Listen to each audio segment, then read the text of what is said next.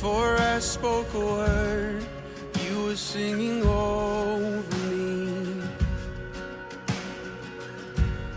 You have been so, so good to me. Before I took a breath, you breathed your life in me. You have been so, so kind to me. Oh, the overwhelming, never-ending. 네, 오늘 로마서 43번째 이야기고요. 말씀 함께 교독하면서 읽겠습니다. 로마서 16장 12절에서 16절 말씀. 주 안에서 수고한 두르베나와 두르보사에게 문안하라. 주 안에서 많이 수고하고 사랑하는 버시에게 문안하라.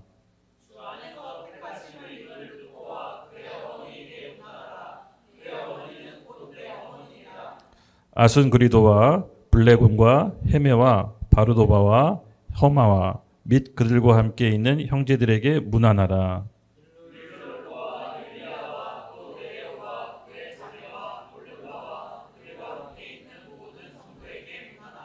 다 같이 읽겠습니다. 너희가 거룩하게 입맞춤으로 너희 문안하라. 그리스도의 모든 교회가 더 너희에게 문안하라. 아멘. 아멘. 네, 오늘 주제는요. 바울에게 가장 소중한 것 두 번째 시간입니다. 이번 주가 이제 부활절이죠. 네. 여러분 세상 사람들은 예수님의 부활을 인정하지 않습니다. 세상 사람들은 예수님을 그저 성인, 인류의 큰 선생님 이 정도로 인정합니다. 그렇지만 우리는 예수님을 살아계신 하나님의 아들이라고 믿습니다. 그래서 우리는 부활절이 없으면요, 우리가 믿고 있는 하나님에 대한 근거가 없어지게 됩니다. 그래서 예수님은 세상 사람들이 사람으로만 인정하지만 우리는 예수님을 하나님으로 믿고 있는 사람들입니다. 그래서 저는 부활절이 성탄절보다도 더 큰 의미를 갖는다고 믿습니다. 예수님이 부활하셨기 때문에 우리도 또한 부활에 참여할 수 있고 우리가 죽음이 끝이 아니라 죽음 위에 영원한 삶이 있다는 것을 우리는 믿기 때문입니다. 지난주에 이제 장례식장에서 장례 예배를 제가 집례하면서 또 한 번 큰 제 안에 확신이 들었습니다. 믿는 사람의 장례와 믿지 않는 사람의 장례는 너무나 극명하게 달립니다. 믿지 않는 사람에게 장례는 죽음 위에 끝이고 비극이고 슬픔이지만 우리 믿는 사람에게 장례는 어떤 의미죠? 새로운 삶의 시작인 것입니다. 영원한 삶이 기다리고 있는 새로운 시작에 바로 믿는 사람들의 장래인 것입니다. 그러므로 우리에겐 부활의 소망이 있습니다. 우리는 끝이 아닙니다. 주님과 함께 영원한 새 소망으로 들어갈 수 있는 것입니다. 아멘. 그래서 오늘은 우리 바울에게 가장 소중한 것, 지난주에 이번 두 번째 시간을 갖도록 하겠습니다. 부제로는 하나님 나라의 명예의 전당. 하나님 나라의 명예의 전당. 여러분, 우리가 예수님 믿고 우리의 이름이 생명책에 다 기록된다는 거 믿으시죠? 네, 성경은 그것을 증언하고 있습니다. 우리가 예수님의 생명책에 이름에 기록되어 있고 그 생명책에 기록된 것은 예수의 보혈의 보증으로 기록된 것이기 때문에 지워지지 않습니다. 그러므로 우리가 오늘 부활에 참여한다는 것은요, 그 생명책에 기록된 것을 의미합니다.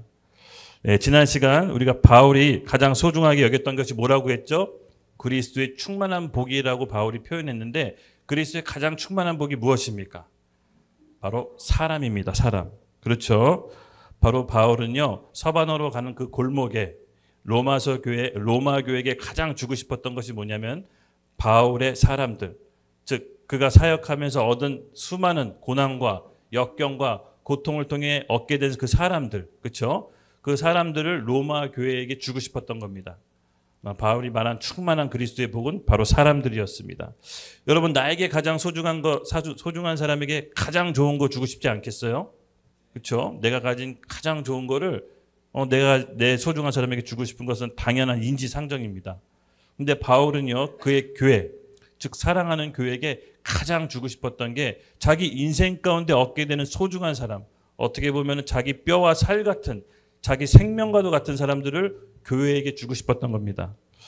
바울은요, 바울의 사역을 쭉 살펴보면요, 어쩌면 그의 삶 전 생애가 교회를 세우는데 헌신된 삶이라고 해도 여러분 과언이 아닌 것입니다.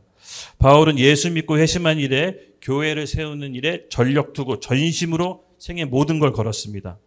그가 서신서를 통해서 남긴 것을 보면요, 교회에 대한 애틋한 마음이 계속해서 담겨져 있습니다. 우리 골로새서 1장 24절에서 27절 말씀을 함께 읽겠습니다. 시작. 나는 이제 너희를 위하여 받는 괴로움을 기뻐하고 그리스도의 남은 고난을 그의 몸된 교회를 위하여 내 육체에 채웠노라. 내가 교회의 일꾼 된 것은 하나님이 너희를 위하여 내게 주신 직분에 따라 하나님의 말씀을 이루려 함이니라. 이 비밀은 관세 만대로부터 감추어졌던 것인데 이제는 그의 성도들에게 나타났고 하나님이 그들로 하여금 이 비밀의 영광이 얼마나 풍성한지를 알게 하려 하심이라. 이 비밀은 너희 안에도 계신 그리스도이시니 곧 영광의 소망이니라. 아멘. 바울은 이렇게 고백합니다. 본인이 받았던 이 괴로움, 기뻐하고 그리스도의 남은 고난을 그의 몸된 교회를 세우는데 자기가 자기 육체를 채우겠다라고 헌신하고 결단합니다. 그리고 그가 내가 교회의 일꾼 된 것은 하나님이 너희를 위하여 내게 주신 직분에 따라 하나님의 말씀을 이루려고 한 것이다. 예, 바울은 본인 스스로 교회를 세우는데 전생을 걸었다라고 말합니다. 교회는요, 우리가 생각하는 것보다 훨씬 큰 비밀이 있습니다. 여러분, 눈에 보이지 않는 하나님을 우리 세상 사람들은 어떻게 알 수 있을까요? 바울은 고백합니다. 눈에 보이지 않는 하나님은 그리스도의 몸된 교회를 통해서 하나님을 알 수가 있는 것이라고. 즉 하나님의 성품, 그분의 마음, 또 그분의 계획을 이 땅의 교회들에게 투영하는 것입니다. 그래서 그리스도의 몸된 교회의 멤버십이 너무 중요합니다. 바울은요, 이제 오늘 말씀을 통해서 그리스도의 교회에 어떤 멤버십으로 구성되어야 되는지 거기에 대해서 설명해 줄 겁니다. 왜냐하면 그리스도의 몸된 교회를 통해서 이 세상 사람들은 하나님의 성품을 깨닫게 됩니다. 그래서 그리스도의 몸된 구성된 우리 멤버십, 여러분과 제가 사실은요, 이 세상에 하나님을 드러내는 도구인 것입니다. 그래서 교회는요, 여러분, 굉장히 중요한 역할을 합니다. 교회는 하나님께서 이 땅 가운데 하나님의 전략을 풀어내는 비밀 병기이자 히든 카드이고 천국 열쇠인 것입니다. 믿는 성도들을 하여금 믿지 않는 사람들로 하여금 눈에 보이지 않는 하나님을 가장 잘 신약 시대에 투영한 것이 바로 뭐냐? 교회인 것입니다. 예, 구약 시대에는 자연 만물을 통해서 하나님이 살아계신 것을 알 수 있다라고 했지만 비로소 신약 시대는 교회를 통해서 하나님의 성품과 계획과 마음을 투영해낼 수 있는 것입니다. 그렇기 때문에 교회에게 가장 좋은 것을 바울은 줄 수밖에 없는 것입니다. 왜? 본인 자체가 교회를 위해 일생을 바쳤고 또 교회를 통해 하나님의 형상이 나오기 때문에 교회에게 아무 것을 줄 수 있는 것이 아닌 것입니다. 바로 일생 동안 가장 자기에게 소중한 사람들을 로마 교회에 붙여준 것입니다. 그러므로 로마 교회가 그 로마 안에서 하나님의 형상을 투영되도록 본인은 큰 계획과 그림이 있었던 것입니다. 믿으시죠? 예. 그래서 여러분 바울의 서신서를 잘 보시면요, 바울은 교회에 대한 비밀을 에베소서, 빌립보서, 골로새서에다가 잘 나타내 있습니다. 제가 한번 기억나시죠? 바울의 옥중서신 뭐다? 애골비빌 맞습니다. 감옥에 가면 애나 어른이나 골골대고 빌빌댄다. 이렇게 외우시면 됩니다. 에베소서, 골로새서, 빌립보서, 빌레몬서. 예. 그래서 이 바울의 감옥 서신에 보면요, 교회에 대한 비밀이 많이 풀어져 있어요. 하나님에 대해서 계시를 받고 교회가 이런 것이었구나. 그리스도의 머리로 한 몸된 교회 발 아래 만물이 있구나. 그래서 눈에 보이지 않는 세상과 눈에 보이는 세상 중간에 교회가 있는데 그 교회가 어떤 역할을 하는구나라고 하나님께 계시받은 것들을 그의 서신서에다가 거침없이 계시해 놓습니다. 저랑 여러분도 이제 오늘 하루에도 그런 교회에 대한 비밀을 같이 말씀으로 이제 풀어갈 겁니다. 궁금하시죠? 네, 교회는 여러분 우리가 생각하는 것보다 훨씬 큰 비밀이 있습니다. 어쩌면 신약 시대의 유일한 대안이 하나님의 대안이 교회에 있는 것입니다. 하나님은 교회를 통해서 이 세상의 회복을 꿈꾸시고 하나님은 교회를 통해서 하나님 나라를 다시 회복하기를 원하십니다. 구약 시대 창세기에 아담과 하와가 실패했던 그 에덴 동산을 하나님께서 아브라함을 통해서 다시 회복시키고자 했고 또 아브라함을 통해서 이스라엘 민족을 통해서 구체적인 하나님 나라가 통치하고 다스리는 나라를 회복시키고자 했습니다. 그러나 인간은 연약하고 죄성이 있어서 늘 실패했습니다. 그렇지만 하나님께서는 포기하지 않으시고 당대의 하나님의 사람들을 찾으셔서 그의 나라와 의를 이 땅에 직접 실천하고 통치하기를 원하십니다. 그래서 이제 신약 시대에 들어서서 이제 우리 교회를 통해서 다시 하나님의 나라를 예수님 재림 전까지 회복시키는 구체적인 계획에 들어간 것이고요.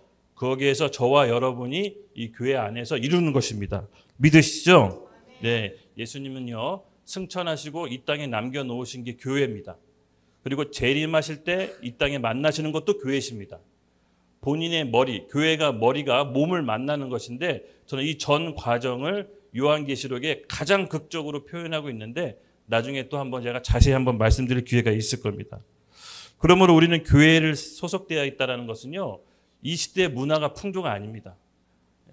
우리가 원래 크리스찬은 교회 다녀야지 그냥 그 정도가 아닙니다. 크리스찬이 교회 다닌다는 것은 여러분요. 전부인 것입니다. 전부. 히브리서 10장 25절 한번 같이 읽겠습니다. 시작. 모이기를 패하는 어떤 사람들의 습관과 같이 하지 말고 오직 권하여 그날이 가까이 옴을 볼수록 더욱 그리하자. 아멘. 네. 코로나 시대에 모이기가 어려운 상황이 있을 때, 그렇죠? 제가 이 말씀을 받고 그때 우리 같이 저랑 신앙생활 하신 분들 기억나실 거예요. 비록 모이기가 어렵지만 비공식적으로라도 모이기를 그만두지 말도록 계속 힘쓰자. 저 말씀을 받았거든요. 그래서 저희가 그때 당시 버스가 있었어요. 미니버스 15인승. 거기에 모여서 계속 예배드리고 도망다니면서 예배드렸어요. 왜냐? 저 말씀 때문에. 우리 크리스찬은요. 우리 개인의 신앙의 자유를 마음대로 쓸 수 있도록 하나님께서 자유를 허락하신 게 아닙니다. 크리스찬은요. 성경 말씀에 종속되도록 우리를 창조하신 겁니다. 그래서 우리는 어떤 세상의 법과 질서보다도 하나님의 말씀, 권위 있는 말씀이 최우선시 되는 것이죠. 그래서 우리가 이 말씀에 따라서 모이기를 패하는 어떤 사람과 습관과 가지하지 말고 이 예배를 계속 드렸던 것입니다. 그래서 오늘 이 교회가 이 YDP 하나교회가 그런 과정을 겪어서 그리스도의 몸된 교회로 이렇게 나타난 것입니다. 그냥 나타난 것이 아니죠. 예. 그래서 저는 믿습니다. 이 YDP 하나교회에서 지금 벌어지는 일들, 뭐 연극부터 해가지고 그밖에 여러 사역이 그냥 이루어진 것이 아니라 하나님께서 우리의 믿음을 보시고 주어진 선물이다. 예. 자, 이따가 살펴보겠지만 여러분 교회에 어떤 멤버십이 구성되어 있는지가 너무 중요합니다. 교회 멤버십의 구성에 따라서 하나님의 일을 하나님이 맡기실지 말지 결정하십니다. 그래서 우리는 이 교회 멤버십에 대한 오늘 재정립이 필요합니다. 교회는 아무나 올 수 있는 곳이 아니었습니다. 초대교회 교회는 멤버십이 뚜렷했습니다. 그래서 오늘 그것을 다시 함께 살펴보고자 합니다. 맞습니다. 여러분 가난한 성도가 코로나 시대에 많이 있었죠. 심지어 무교회주의 분들도 있습니다. 무교회주의 분들. 예. 물론 심정은 이해합니다. 나는 예수님을 믿고 하나님을 좋아하지만 교회는 싫어요. 좀 더 구체적으로 얘기하면 교회 다니는 사람들은 싫어요. 예, 이해합니다. 저도 그런 부류였었거든요. 저는 불신자였기 때문에 불신자의 마음을 너무도 잘 이해합니다. 저는 교회 와서 이 교회 문화가 너무 어려웠어요. 교회 왔는데 처음 보는 사람들이 형제님, 자매님 너무 이게 간질간질하더라고요. 그리고 손 들고 찬양하는데 진짜 믿어서 저러는 건가 아니면 그냥 저렇게 해야 되는 건가 막 정말 헷갈렸어요. 근데 그런 교회 문화가 익숙해지는 것까지 정말 오랜 시간이 걸렸습니다. 근데 여러분 잘 생각해 보십시오. 교회가 적응이 안 되고 힘들 수가 있습니다. 근데요, 그리스도인으로서 그 믿음이 구체적으로 어떻게 나와야 되냐면요. 그리스도의 몸된 교회 안에 소속되어 있는 걸로 나와야 됩니다. 왜냐? 우리는 예수 그리스도의 몸입니다. 그렇죠? 몸은 머리에 붙어 있어야 됩니다. 예수님 스스로 자기 몸된 교회라고 얘기했습니다. 그러므로 예수 믿고 구원받았다고 하는데 뭐 교회가 없다. 여러분 이건 조금 약간 문제가 있는 것입니다. 적어도 신약에서 말하는 신약시대의 개념은 아닌 것입니다. 예, 교회를 옮길 수는 있습니다. 교회에서 상처받고 교회를 딴 데로 갈 수는 있습니다. 저는 이해합니다. 그렇지만 교회를 안 나갈 수는 없습니다. 만약에 교회가 마음에 안 들면 본인이 교회를 차리셔야 됩니다. 왜냐? 두세 사람이 있는 곳에 나도 너희와 함께 있다겠다고 했습니다. 그래서 예수 믿고 구원받았다고 하는 것은 구체적인 실체가 뭐냐면요. 그리스도의 몸된 교회에 소속되어 있는 걸로 그 구원의 실체가 표현되는 것입니다. 그러므로 교회가 마음에 안 든다면 교회 안 다니시면 안 되고요. 본인이 교회를 차리십시오. 예, 괜찮습니다. 그런 교회 이상하잖아요. 아니요, 교회 차리다 보면 또 신학교 가게 되고 하나님이 부르심 가운데 목사를 인도하실 것입니다. 그런 축복이 이게 예수님 이름으로 축복합니다. 네, 말의 요점은 뭐냐면요, 교회를 안 다닐 수는 없다는 겁니다. 이해하셨죠? 그래서 우리가 무교회주의나 가난한 성도들이 있다면 아름다운 교회가 있다라고 적극 추천해 주십시오. 예, 교회는 그리스도의 몸된 교회는 우리 믿는 자들의 성도에 대한 의무인 것입니다. 예, 그건 문화가 아닙니다. 이 시대의 문화가 아니라는 거 여러분 이해하시고요. 예, 맞습니다. 구약은요, 옛 언약이라고 하죠. 신약은 새 언약이라고 합니다. 예, 구약 시대 여러분 의롭게 되는 방법은 무엇입니까? 율법을 다 지킴으로 의롭게 될 수 있습니다. 그러나 새 언약 시대, 새 시대 바로 신약에는 내가 믿음으로 말미암아 의롭게 되는 새로운 시대가 열린 것입니다. 그렇죠? 그리고 믿음으로 말미암아 의롭게 된 새 시대에 하나님께서는 우리에게 몸된 교회 안에 두셨습니다. 이것이 하나님 나라의 컨셉입니다. 그래서 우리가 교회를 통해서 하나님께서 이 땅을 회복시키는 게 하나님의 구체적인 계획인 것입니다. 그래서 여러분들 하나님의 음성을 듣고 하나님의 말씀을 듣고 나는 내 스스로 신앙생활 할 수 있어요. 난 내 스스로 하나님께 감동을 받을 수 있어요. 예, 물론 그럴 수 있습니다. 하지만 그렇다 할지라도 교회를 통해서 우리의 신앙이 자라나야 되는 것입니다. 교회는 그리스도의 몸으로서 우리 성도 한 명 한 명이 깎이고 다듬어져서 건축되어 나가야 됩니다. 왜요? 그리스도의 머릿돌, 주축돌이 누구죠? 교회의 주축돌? 그리스도입니다. 그리스도가 바로 교회의 머릿돌이고 머릿돌 옆과 위로 그 사람들이 쌓여져야 비로소 교회로 건축되는 것입니다. 우리의 머릿돌은 예수 그리스도고 주는 그리스도시요 살아계신 하나님의 아들입니다. 그 고백 위에 내 교회에 세우겠다라는 예수님의 명령이 있는 것입니다. 그러므로 우리가 이 교회 멤버십이 된다는 건요, 내가 내 입으로 구체적인 신앙 고백을 해야 됩니다.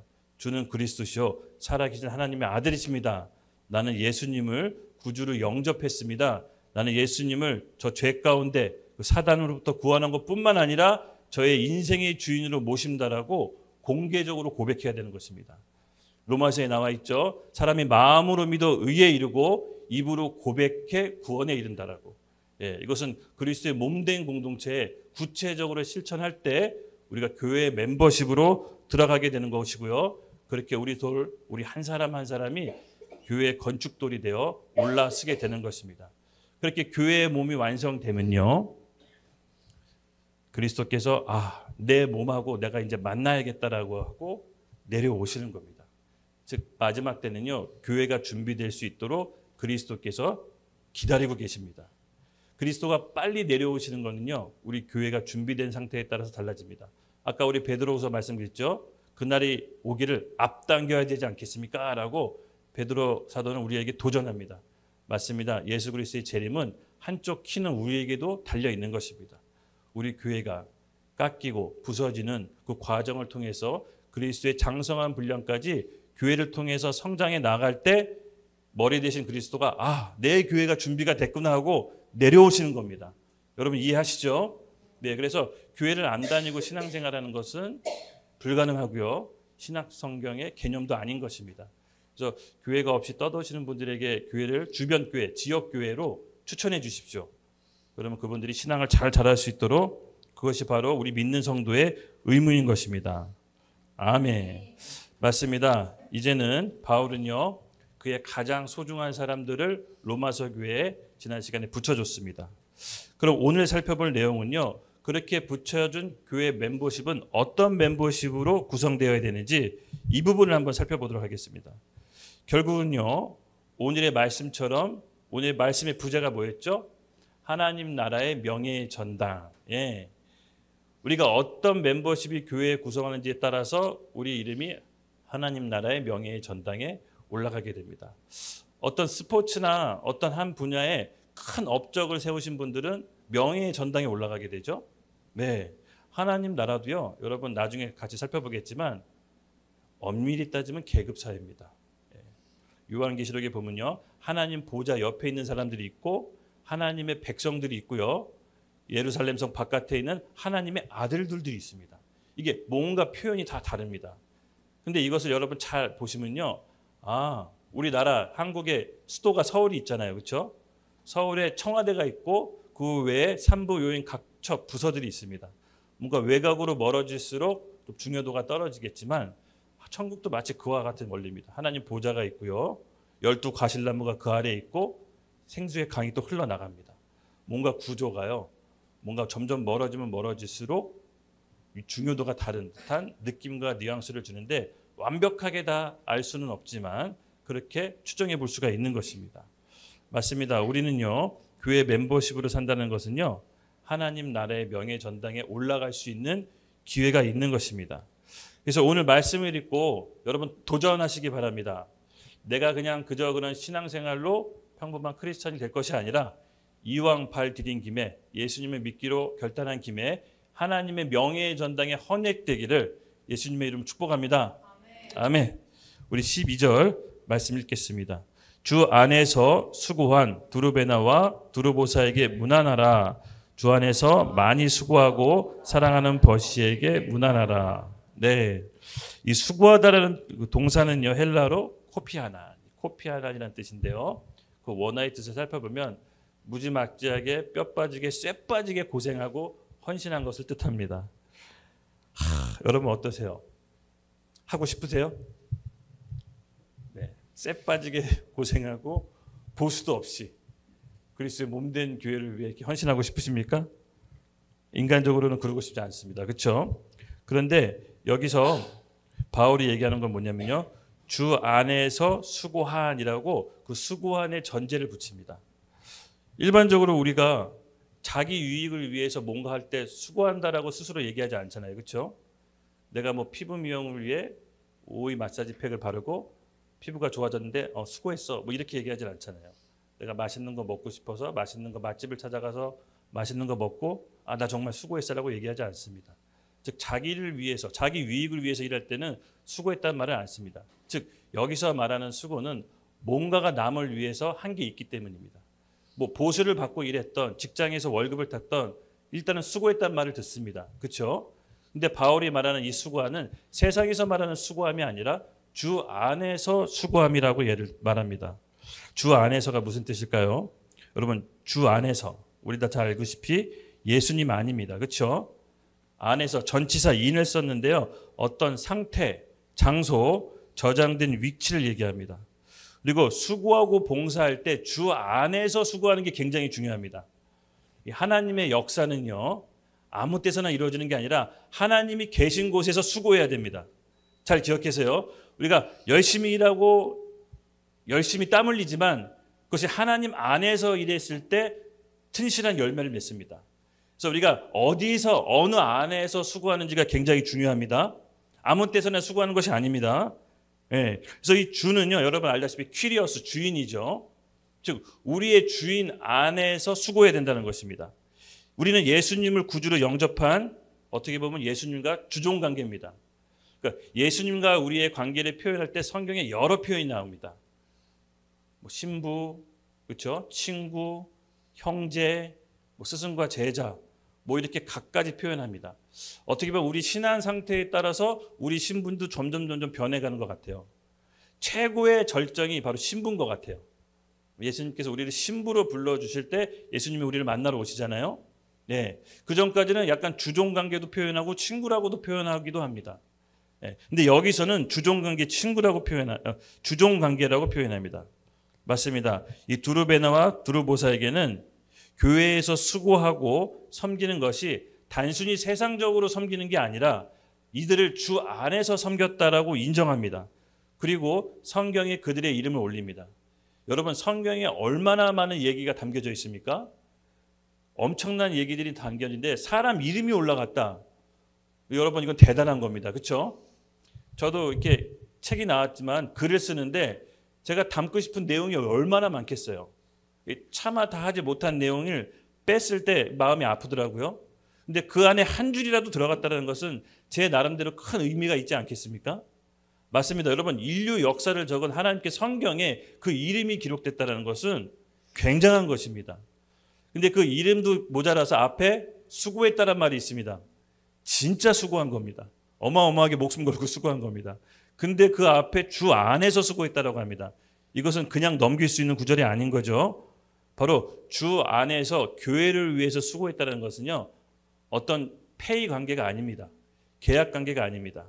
즉 내가 말할 수 없는 죄, 그것을 탕감받은 사람만이 주 안에서 수고할 수 있다는 겁니다. 여러분, 예수님이 죄인을 비유할 때 여러 비유가 있었잖아요. 근데 채무 관계로도 비유한 거 아시죠? 예, 어떤 사람이 결코 탕감받을 수 없는 엄청난 빚을 졌다고 칩시다. 평생 수고해도 절대로 갚을 수 없는 빚을 졌는데 그 빚을 누군가가 거부가 와서 탕감해 줬다고 합시다. 조금 더 리얼하게 설명하면 인준이가 나한테 10억을 갚아야 됩니다. 돈이 없어요. 그럼 어떡하죠 제가? 온갖 갖가지 일을 다 시키겠죠. 예, 뭐 하루 일당 얼마 쳐가지고 밥, 청소, 빨래, 운전기사부터 해가지고 엄청난 일 시켜서 너 30년 안에 이 10억 다 갚어. 여러분 그 다음부터 인준이와 저와의 관계는 어떻게 되는 겁니까? 노예 관계가 되는 거죠. 도저히 갚을 수 없는 노예 관계가 됩니다. 근데 어느 날 갑자기 신사 한 분이 와서 불쌍하게 일하고 있는 인준이한테 와서 너 누구한테 빚 졌어? 김성환 전도사님한테요. 얼마? 10억이요. 내가 다 갚아줄게. 여러분 이게 얼마나 기쁜 소식이겠습니까? 말만 들어도 기쁘지 않겠습니까? 실제로 10억을 졌다고 생각해 보세요. 그게 탕감받았어요. 탕감해 준 사람한테 충성을 다하지 않겠습니까? 병욱이처럼 충성을 다할 겁니다. 예, 바로 이 상태입니다. 우리가 예수님이 주종관계가 됐다는 것은 내가 내 힘으로 도저히 탕감받을 수 없는 빚, 그 엄청난 죄의 무게를 벗어난 겁니다. 그 멍에를 벗어난 겁니다. 한평생 매어 종노릇 하는 그 죄인을 벗어난 겁니다. 그러니 이 주인에게 충성하는 것은 자발적이고 기쁜 것입니다. 그 죄에 대한 탕감받는 게 너무 기뻐서 그것을 어떻게 구체적으로 표현합니까? 그리스도의 그의 몸에게 헌신과 수고로 표현하는 것입니다. 그러면서 이건 도저히 서로 계약관계가 일어날 수 없는 것입니다. 내가 주님께 받은 은혜, 그 비례한 만큼 수고할 수 있는 것입니다.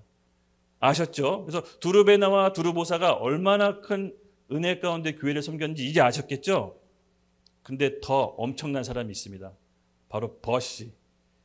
그는 수고하고 했단 말도 모자라서 성경에 만이란 말까지 붙입니다. 외국 여러분 엄청난 겁니다. 이거 버시. 누군가가 우리 성경 이름에 자기가 좀 성경 이름 갖고 싶을 때 할 때 버시라는 이름 누가 가졌으면 좋겠어요. 굉장히 좋은 이름입니다. 그는요 주 안에서 많이 수고하고 사랑하는 버시다라고 와 사랑한단 말까지 덧붙였습니다. 여러분 이건 엄청나게 하나님께 인정받은 겁니다. 그래서 누군가가 나 버시가 될래 하려고 이름 한번 개종하면 좋을 거예요. 이게 여자 이름이에요. 여자 이름. 페르시안 여자 이름이에요. 페르시안 여자 이름. 비슷합니다. 할렐루야. 아멘. 맞습니다. 그래서 여러분 주 안에서 수고한 사람이 어떤 뜻인지 알았죠? 이 버시는요.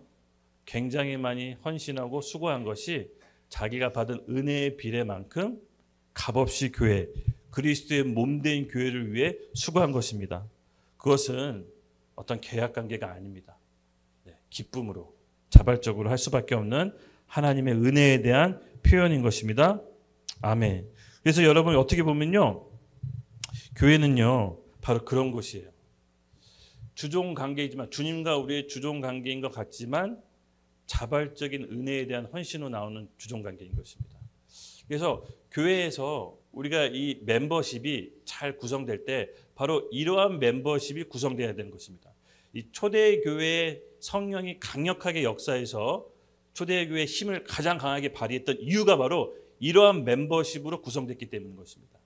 예, 이런 하나님의 강력한 은혜를 경험한 사람들이 멤버십을 이뤘기 때문에 그들은 더 이상 자신의 문제로 여기지 않았던 것입니다. 저는 오늘날 우리 교회에도 이런 멤버십들을 꿈꿉니다. 그래서 우리 안에 신앙이 좀 불확실하거나 내가 하나님께 받은 은혜가 잘 뭔지 모르겠다 하는 분들은 저하고 상담하십시오. 상담하셔야 됩니다. 그냥 그렇게 신앙생활 하시면 안 됩니다. 이 아까운 인생, 우리 소중한 이 삶을 여러분 그냥 그렇게 허비하시면 안 됩니다. 여러분 모두 버시가 되는 축복이 임하길 예수님의 이름으로 축복합니다. 아멘. 13절입니다. 네. 주 안에서 택하심을 입은 루포와 그의 어머니에게 문안하라. 그의 어머니는 곧 내 어머니니라. 예, 루포라는 인물이 나오죠. 이 루포는 어떤 사람이냐면요. 그럼 예수님께서 골고다 언덕 십자가 메고 지나갈 때 한번 탁 쓰러지는 거 영화에서 보셨죠. 근데 십자가를 놓쳤는데 누가 그 십자가를 대신 짊어줍니까? 구레네 시몬. 예, 이 사람이 예수님의 십자가를 메고 예수님과 함께 옮깁니다. 그렇게 예수님과 함께 3년 반 동안 동고동락하고 믿음의 신앙을 전수해주고 예수님 기적을 다 목격한 제자들은, 이놈의 자식들은 입 싹 닫고 없을 때 전혀 이름도 알 수 없는 구레네 사람 시몬이 예수님의 십자가를 듭니다. 저 이 부분이 굉장히 영적인 인사이트가 왔어요. 진짜로 우리의 신앙의 여정은 모를 것 같아요. 처음 된 자가 나중되고 나중된 자가 처음 된다고 저도 이 자리에서 이렇게 떠들고 있지만 나중에 어떻게 될지 저도 잘 모르겠어요. 그래서 서로 기도해 주셔야 됩니다. 실제로 위협이 닥쳤을 때 사람은 몰라요. 내가 갖고 있는 신앙은 언제 비로소 발현된다고 했죠? 실제적인 위협과 핍박이 있을 때 내 신앙의 날을 알 수가 있는 겁니다. 맞습니다. 이 구레네 시몬은 예수님이 십자가에 짊어지고 왔을 때 중대 범죄자였습니다. 그런 신성 모독죄였고, 그는 어떻게 보면은 이 세상을 들러 엎으려고 한 쿠데타 역모죄로도 볼 수 있었습니다. 당시 기득권한테는. 근데 함부로 도와줬다가는 같은 동조범으로 몰릴 수가 있는 거였어요. 그렇죠? 근데 그런 거 아랑곳 않고 구레네 시몬은 십자가를 듭니다. 여러분, 같이 엮일 수가 있는 부분이에요. 이런 상황 가운데 주님의 십자가를 들었다. 여러분, 성경 이름에 기록될 법하지 않습니까? 네, 맞습니다. 하나님은 다 카운트하십니다. 진짜 어렵고 힘들 때 옆에 있는 사람이 진짜 내 사람입니다. 그래서 그리스도로 몸된 공동체는요, 바로 이런 거예요. 초대교회 성도들은요, 그 언약 공동체라는 개념이 우리랑 완전히 달랐어요. 너랑 나랑 함께 인생 묻고 가자. 너도 예수 믿고 구원받고 나도 예수 믿고 내 죄에 탕감받았는데 우리 함께 가자라고 어떻게 보면 도원결의한 사람들이에요. 그러니까 우리가 생각하는 교회 개념이랑 좀 다를 수도 있습니다. 네. 그래서 어떻게 보면 진짜 교회는 진짜 위기 때 나올 수가 있습니다. 네. 그래서 우리가 이 과정 가운데 이 구레네 시몬은 본인이 받을 수 있는 위협으로부터 공개적으로 나온 거예요. 근데 이 마가복음에 구레네 시몬이 십자가 드는 장면이 나오는데 보니까 이 사람이 알고 그런 게 아니라 얼떨결에 자기 아들을 데리고 오다가 얼떨결에 들어요. 근데 제가 이 부분에서 좀 인사이트를 받았어요. 하나님을 위해서 든 십자가는요, 얼떨결에 들었건 알고 들었건 하나님께서 축복해 주십니다. 여기 보면요, 이 루포가 구레네 시몬의 아들이에요, 아들. 그 신앙의 전수를, 축복을 아들에게 하나님이 물려주셔요. 왜? 구레네 시몬이 모르고 십자가를 들었지만, 본인은 의도하지 않고 들었지만 그 영적인 축복을 하나님이 기억하셔서 아들에게 주십니다. 바울의 동역자로 쓰시죠. 그렇죠? 여러분, 그렇습니다. 우리가 알고 들었건 모르고 들었건 그리스도의 십자가의 고난에 동참했다면 하나님은 기억하십니다. 그러므로 여러분이 하는 모든 섬김과 일들이 드러나지 않았다고 해서 너무 슬퍼하지 마세요. 네, 하나님이 보고 계세요. 교회에서 좀 그런 게 있잖아요. 그렇죠? 열심히 수고하고 애썼는데 좀 위에 권위자가 알아주지 못할 때 이 마음에 좀 상처가 있습니다. 그리고 내가 이렇게까지 해야 되나? 근데 여러분 잘 생각해 보십시오. 우리 아까 배웠죠? 하나님께 수고하고 그리스도의 몸된 세우는 것은 뭐다? 내가 받은 은혜가 얼마나 큰지 알 때 우리는 그리스도의 몸된 교회를 섬길 수 있는 것입니다. 즉 사람이 못 알아줘도 하나님께서 카운트 하신다 안 하신다? 다 카운트 하신다. 아무도 못 알아줬을 때 화장실 청소한 거 하나님이 다 알아주십니다. 아무도 관심 없을 때 주차 정리한 거 하나님이 다 알아주십니다. 주로 사람이 못 알아주더라도 여러분 실망하지 마십시오. 오히려 사람이 못 알아줬다고 해서 실망하는 건요, 본인이 그리스도의 몸된 교회를 어떻게 생각하고 있는지 스스로 한번 생각해 보셔야 됩니다. 우리는 누구한테 인정받으려고 교회를 다니는 것이 아닙니다. 그리스도의 사랑에 힘입어 그 은혜의 기쁨과 감사로 자발적으로 섬기는 것이죠. 맞습니다. 우리가 그것을 잊지 맙시다. 그래서 예수님의 십자가를 대신 짊어진 구레네 시몬의 축복은 그의 아들 루포에게 물려갑니다. 그래서 여러분 잘 생각해 보세요. 여러분이 그리스도와 함께 졌던 그 십자가, 아주 작은 십자가도 하나님이 기억하십니다. 그리고 그 축복을 누구한테 주십니까? 여러분 자녀, 여러분 가족들에게 돌려주십니다. 그걸 잊지 마세요. 제가 이제 우리 연극할 때 저희 형이 저 제사 안 해가지고 아버지한테 두드려 맞잖아요. 제가 두드려 맞으면서 느꼈던 게 뭐냐면은, 아, 형이 어떻게 보면 먼저 그렇게 두드려 맞아서 나는 안 맞게 됐구나, 뭐 이렇게 생각할 수도 있는데, 인간적으로 그게 아니라 신앙의 유산이 그 형제들에게, 우리에게 왔다라는 것입니다. 이건 아주 정말 신기한 하나님의 신비입니다. 그래서 우리가 예수님과 함께 십자가를 진다는 것은 여러분 큰 영광입니다. 크건 작건, 예. 남들이 뭐라고 하건 내가 주님을 위해 헌신했던 그 십자가의 길은 하나님께서 돌려주십니다. 당대에 내가 못 받더라도 우리 자녀, 내 사랑하는 가족에게 간다는 것을 여러분 오늘 말씀을 통해서 알 수 있습니다. 이것이 십자가를 대신 짊어진 사람들에게 받게 되는 하나님의 은혜인 것입니다. 아멘. 그리고 여러분 이렇게 얘기합니다. 루포와 그의 어머니에게 문안하라. 그의 어머니는 곧 내 어머니니라. 루포의 어머니가 실제 바울의 어머니였을까요? 그런 의미는 아닙니다. 바울이 루포를 그의 어머니에게 문안하라 하고 그 어머니가 내 어머니라고 하는 것은요, 교회의 언약 공동체 안에서 새로운 가족 개념을 나타내는 것입니다. 이것은 바울만 표현한 것이 아닙니다. 예수님도 똑같이 표현하셨습니다. 어떻게요? 마가복음 3장 31절에서 35절 말씀 함께 읽겠습니다. 시작.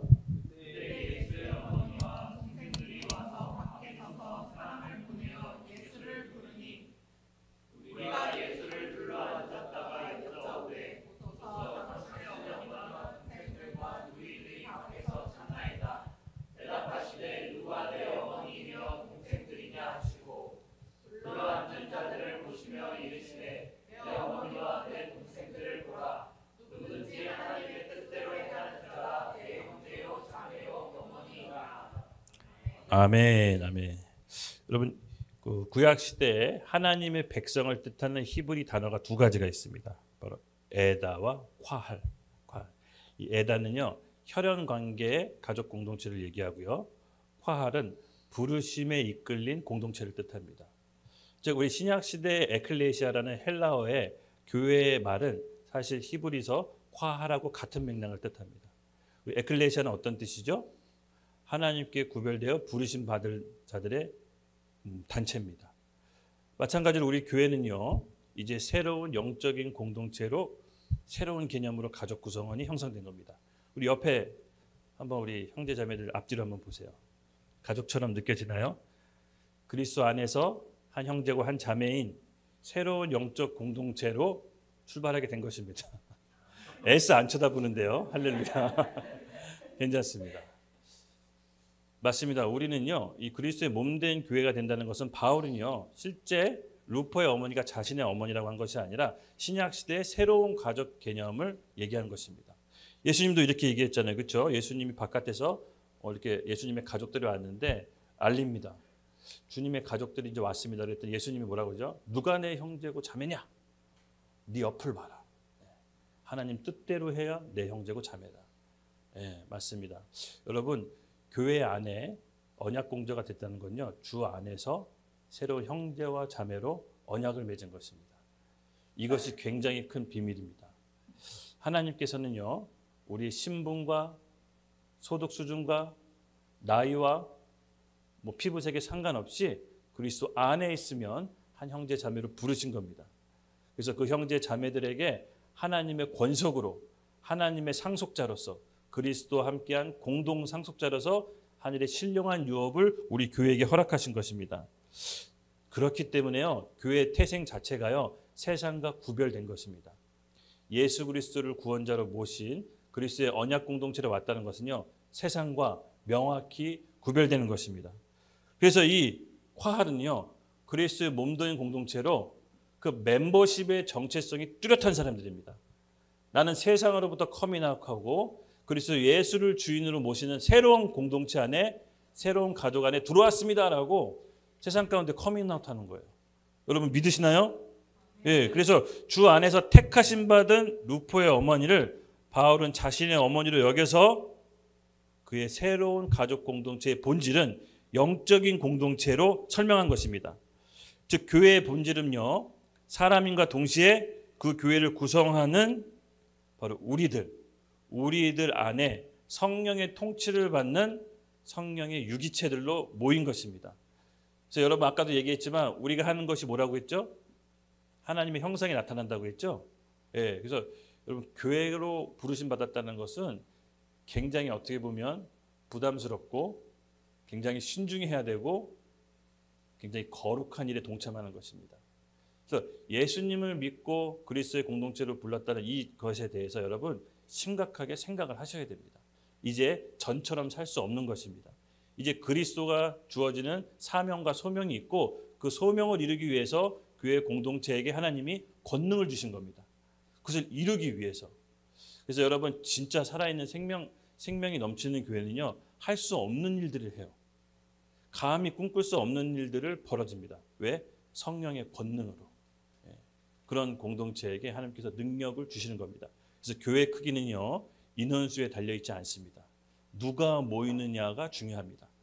작은 교회일수록 누가 모이느냐에 더 신경 써야지 인원수를 늘리거나 수직 상승을 꿈꿔서는 안 됩니다. 저는 오늘날의 교회의 위기가 바로 이 교회 멤버십을 어떻게 구성하느냐에 따라서 위기가 왔다고 봅니다. 구도자 중심의 교회, 사람 중심의 교회, 사람을 위한 교회가 교회 성장에는 도움이 됐지만, 교회 확장에는 도움이 됐지만 교회에 대한 멤버십 구성이 정말 흐릿해졌습니다. 그래서 교회 안에서 여러 가지 문제가 발생하는데 사실은 교회 멤버십을 누구로 구성하는지 굉장히 중요합니다. 초대교회 성도들은 어떻게 구성됐습니까? 물과 성령으로 거듭난 중생한 자들로 교회 멤버십을 구성했습니다. 그래서 이 중생했는지가 굉장히 초대교회 멤버십에서는 중요한 관심 포인트였습니다. 그래서 오늘 우리 교회에서도요, 여러분 아시다시피 침례받을 때 자기 신앙을 고백하죠.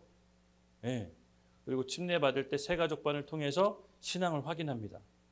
그리고 그것도 모자라서 어떻게 하죠? 언약 서약서를 쓰죠. 예수님이 그리스도의 몸된 교회가 됐다는 것은 지켜야 될 의무도 있는 것입니다.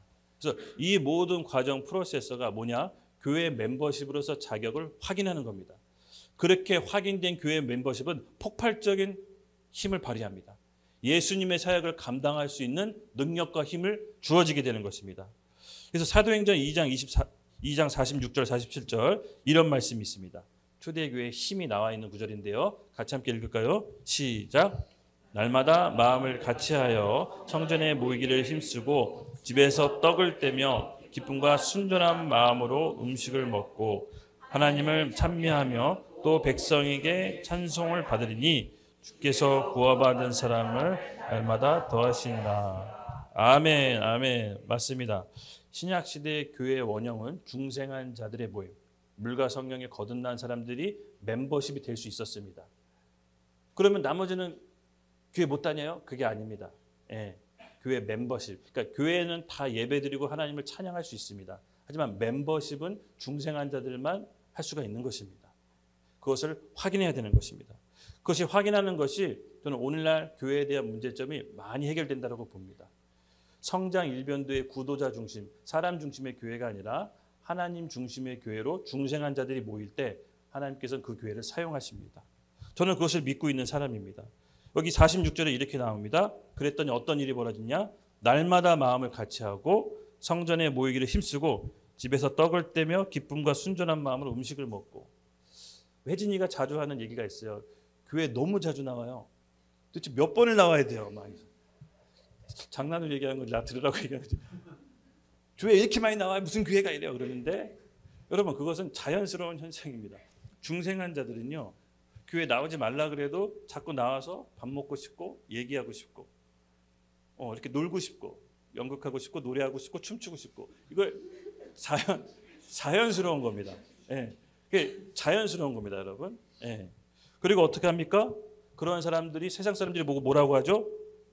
그 백성에게 칭송을 보낸다고 합니다. 나도 저렇게 살고 싶은데? 나도 저렇게 놀고 싶은데? 그것이 바로 하나님의 성품이 투영된 결과인 겁니다. 여러분 그래서 교회는 여러분 너무 중요합니다.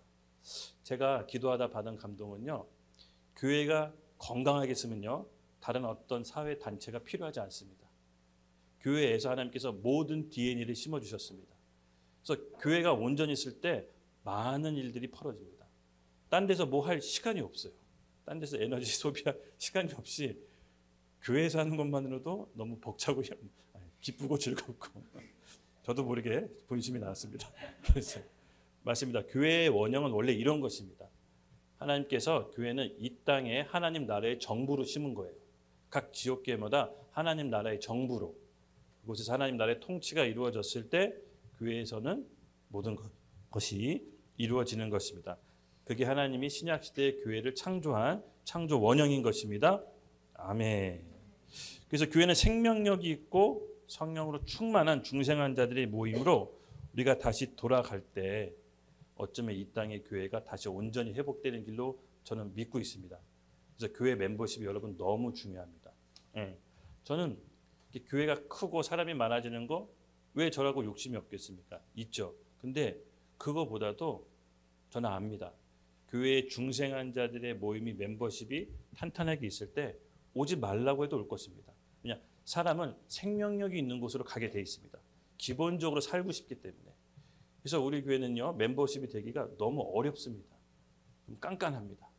왜요? 초대 교회는요, 중생한 자들의 모임으로 교회가 이루어졌기 때문에. 그래서 우리는 이것에 대해서 조금 더 민감해져야 됩니다. 바울이 고린도 교회에게 극대노합니다.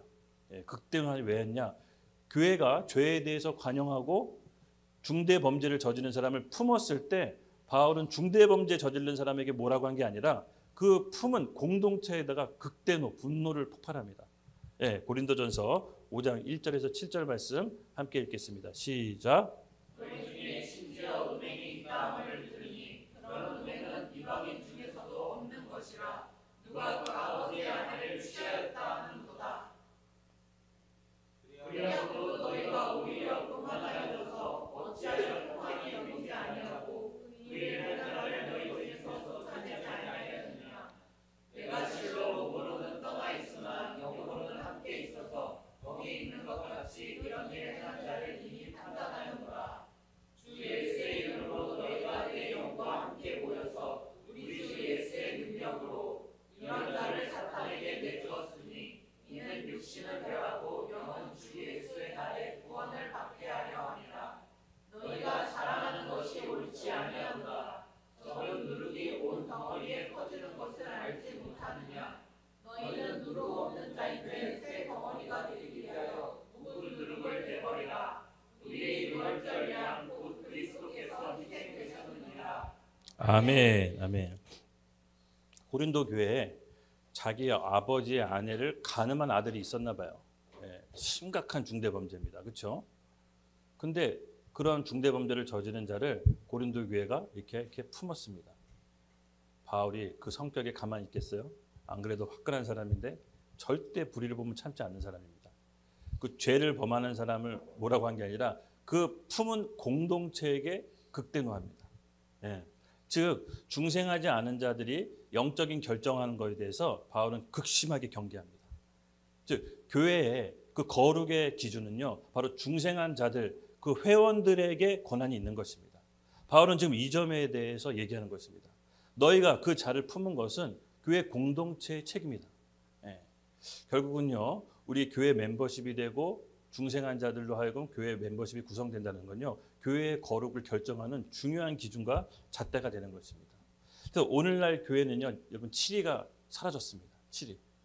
교회에서 어떤 잘못을 했거나 범죄가 발생했을 때 교회는 교회의 치리가 있습니다.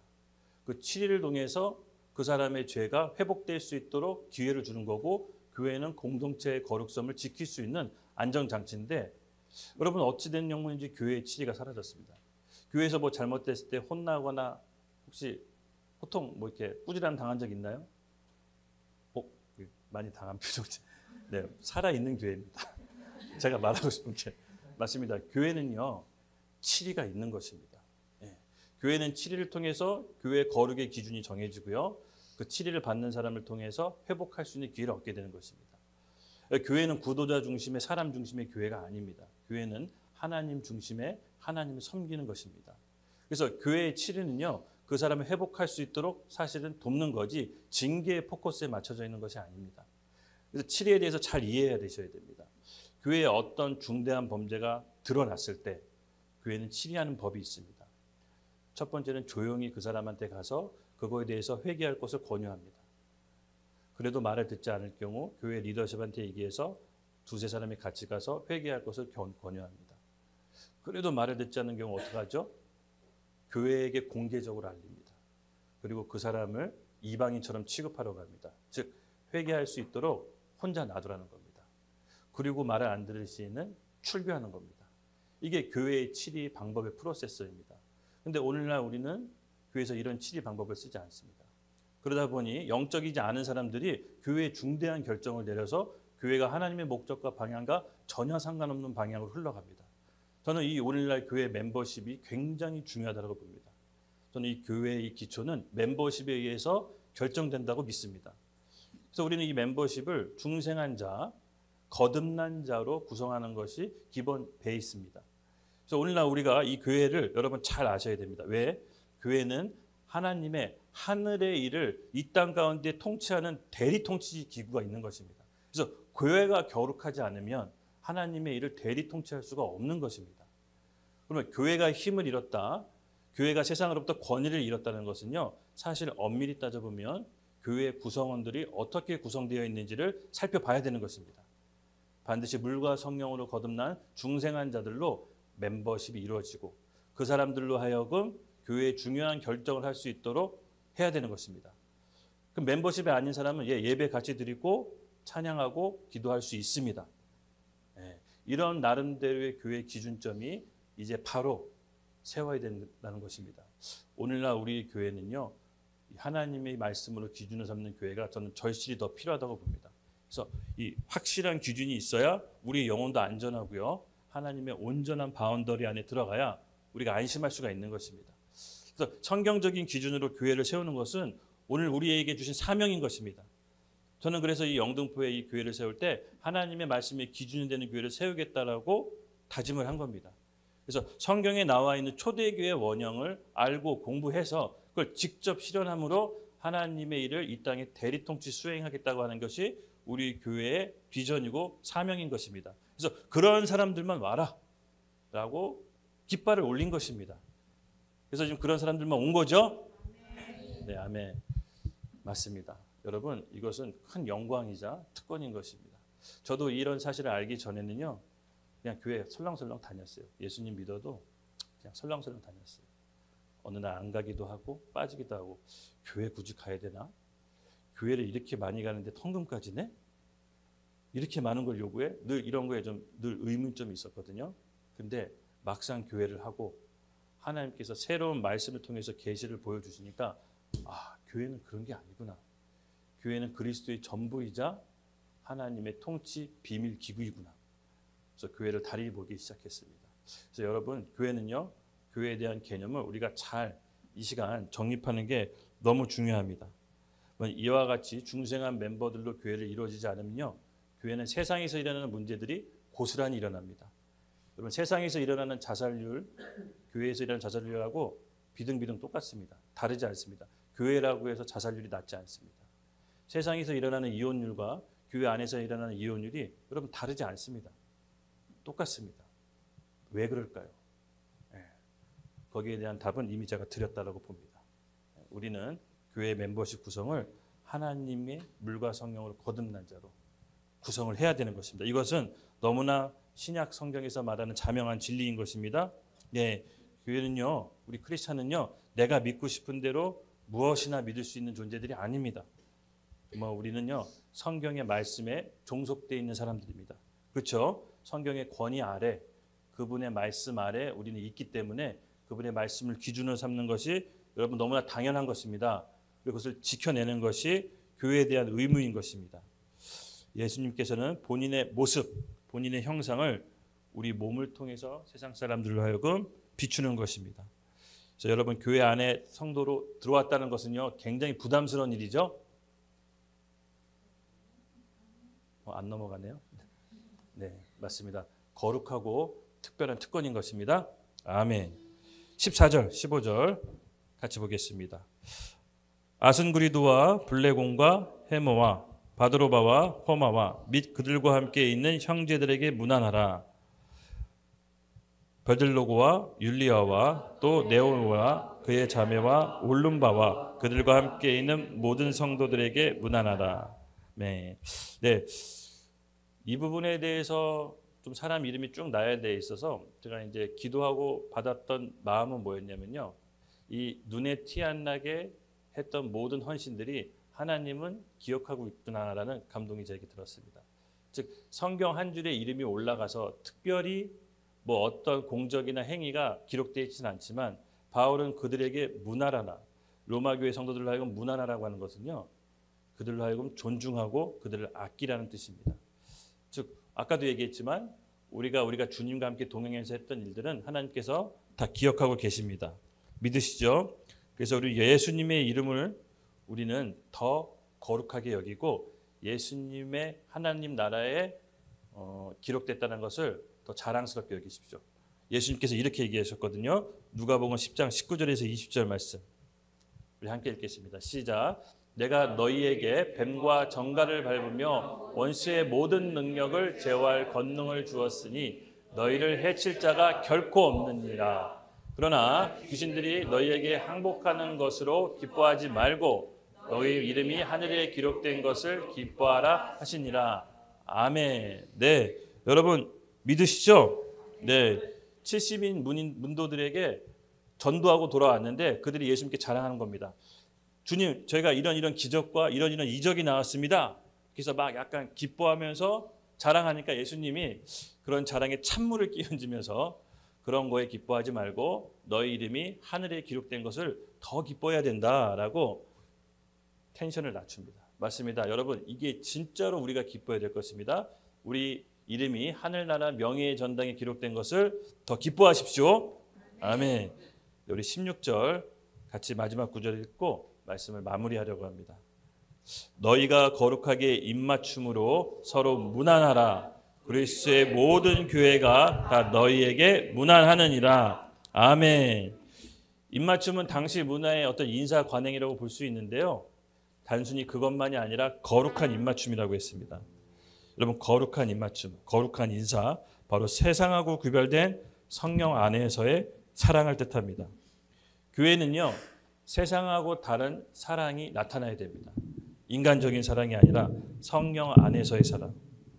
저는 교회 안에서의 성령 안에서의 사랑을 5가지로 좀 규정지었어요.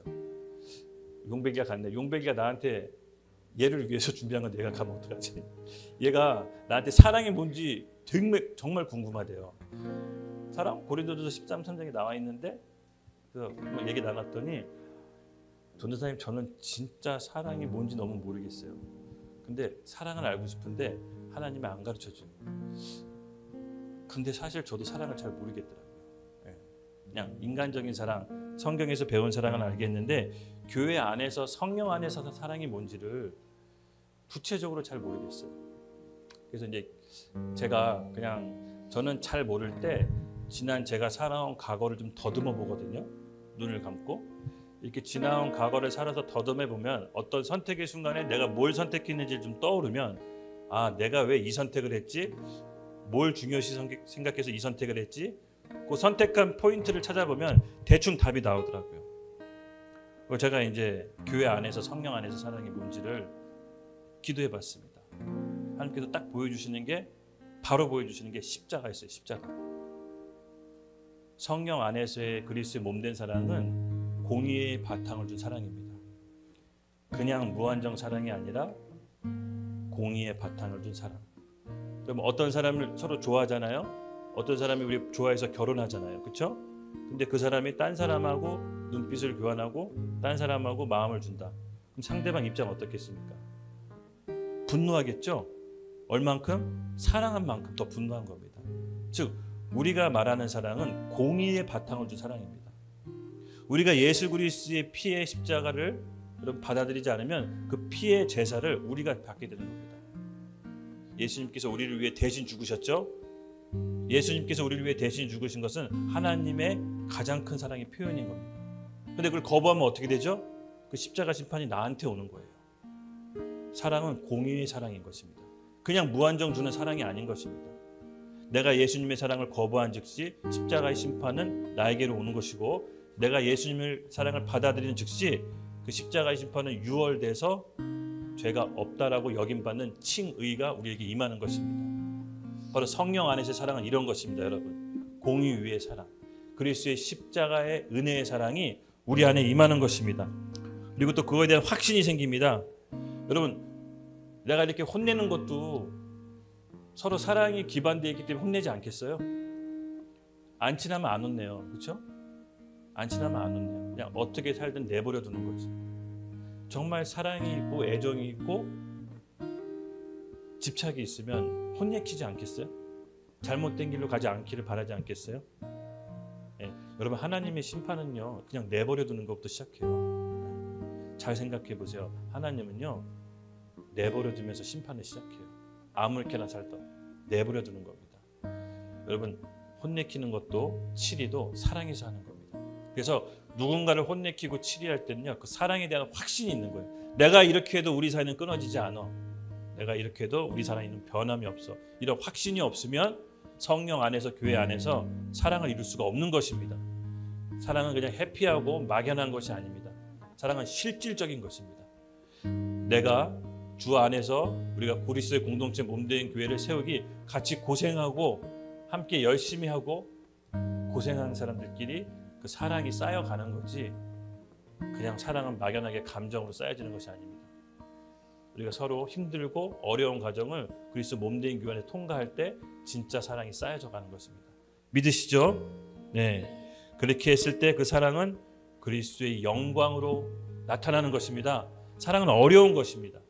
우리의 본성을 거스르는 거지만 성령 안에서 사랑, 거룩한 입맞춤이 우리에게 임할 때 그리스도의 영광이 우리 통해서 나올 것을 예수님의 이름 축복합니다. 다 같이 좀 일어나서 한번 결단하는 시간 가질까요? 네, 하나님 아버지께 우리 한번 결단합시다. 주여, 우리가 그리스도의 몸된 교회를 통해서 성령 안에서 사랑을 실천할 수 있도록 주여 힘을 주시옵소서. 특별히 진짜 교회를 통해 이 시대의 진짜 교회를 경험하기를 원합니다. 여러분, 교회를 경험하고 그리스도의 사랑을 받아야 됩니다. 그것은 정말 하나님께서 주어주시는 교회를 통한 축복인 것입니다. 그래서 여러분 각자 몸담고 있는 지교회 있죠? 예, 정말 그 안에서 하나님의 사랑으로 헌신되고 수고하십시오. 하나님께서 진짜 교회 안에서 사랑을 어떻게 누리는지 알려주실 겁니다. 네, 우리 같이 기도하면서 그런 교회가 되게 해달라고 주여 한번 외치고 기도하겠습니다. 하나님 아버지, 감사합니다. 저희를 이 시대의 마지막 때 그리스도의 언약 공동체로 불러주시고 또 해야 될 사명을 우리에게 감당해 주셔서 감사합니다. 주님의 몸된 교회를 세우고 수고하고 헌신한 모든 영혼들 이 시간 기억해 주시고 그들의 수고가 땅에 떨어지지 않도록 하나님 열매 맺게 하여 주시옵소서. 감사합니다. 오늘 예배도 주님께 올려드립니다. 기쁘게 받아주시옵소서. 예수님의 이름으로 기도드렸습니다. 아멘.